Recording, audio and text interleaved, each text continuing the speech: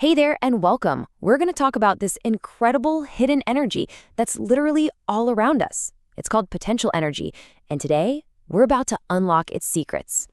All right, let's just jump right in with a little thought experiment. Think about this. When you stretch a rubber band or pull back a bowstring, all that effort, all that strength you're using, where does it go? Well, here's the cool part. It didn't just disappear. It's actually been stored right inside that object. And that stored power, that energy that's just waiting to happen, that's what physicists call potential energy. It's really just the energy an object gets because of the work you did on it.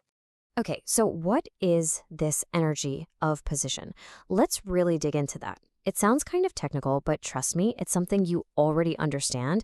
You just might not know the name for it.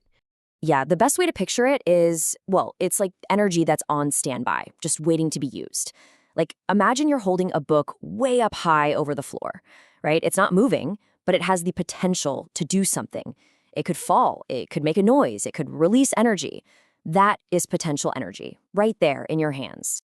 Now, this whole idea of stored energy, it actually comes in a few different flavors. But for today, let's just focus on the two you bump into all the time. Gravitational potential energy, which is all about height, and elastic potential energy, which has to do with things being stretched or squished. All right, so how does it work? Let's take a closer look. For gravitational potential energy, the kind a rock has when it's way up high, it really boils down to just two super simple ingredients. First, there's weight. I mean, it's obvious, right? It takes way more effort to lift a heavy bowling ball than it does to lift a little tennis ball up to the same shelf. And because you put more work into lifting that bowling ball, it stores more potential energy. It's that simple. Heavier object, more stored energy. And the second key ingredient? It's height.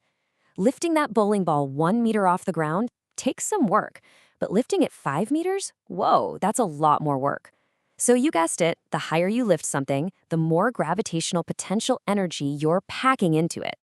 And what's so cool is that this all wraps up into one super simple formula. The potential energy an object has is just its weight multiplied by its height. That's it. So elegant for such a powerful idea. Okay, but here's where things get really interesting. This stored energy, it almost never just sits there forever. Its real power, its whole purpose, really, is revealed when it transforms into something else. And that's usually the energy of motion. Think about throwing a stone up in the air. As it's moving, it has what we call kinetic energy.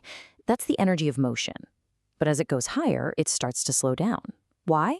Because it's trading that speed, that kinetic energy, for height. It's building up its potential energy. Then, right at the very top of its arc, for just a split second, it stops.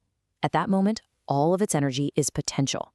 And then, of course, it starts to fall, and all that stored potential energy transforms right back into kinetic energy as it picks up speed.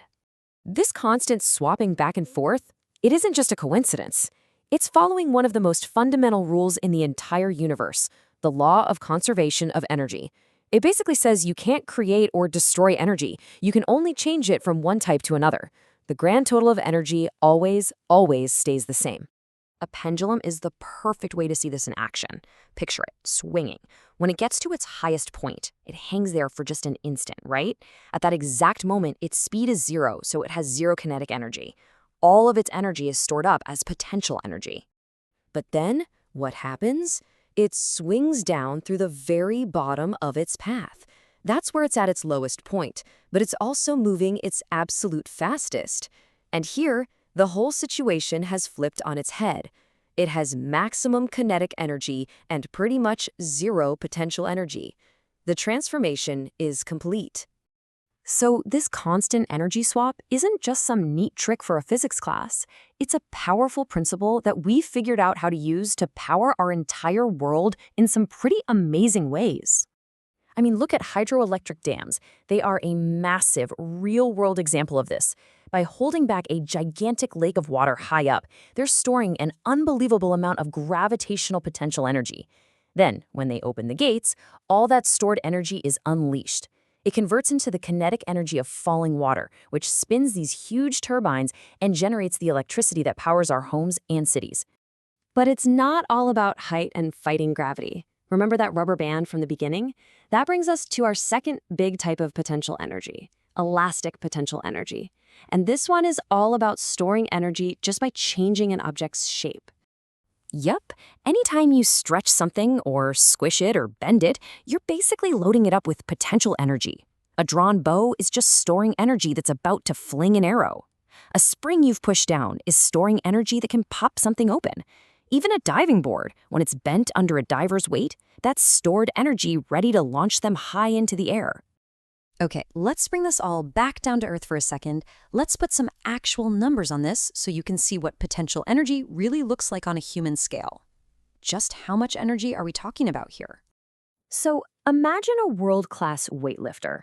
They lift a massive 200-kilogram barbell over their head to a height of about 2.5 meters. In doing that, they have given that barbell a very specific, very measurable amount of potential energy, 4,905 joules, to be precise. So, what in the world is 4,905 joules? It's just a number, right? Well, let's put it into perspective. That's about the same amount of chemical energy your body gets from burning just 32 grams of sugar. So a few spoonfuls. All of a sudden, this abstract physics thing feels way more real, doesn't it? So here's the big takeaway. Potential energy is absolutely everywhere. It's in the book sitting on your top shelf.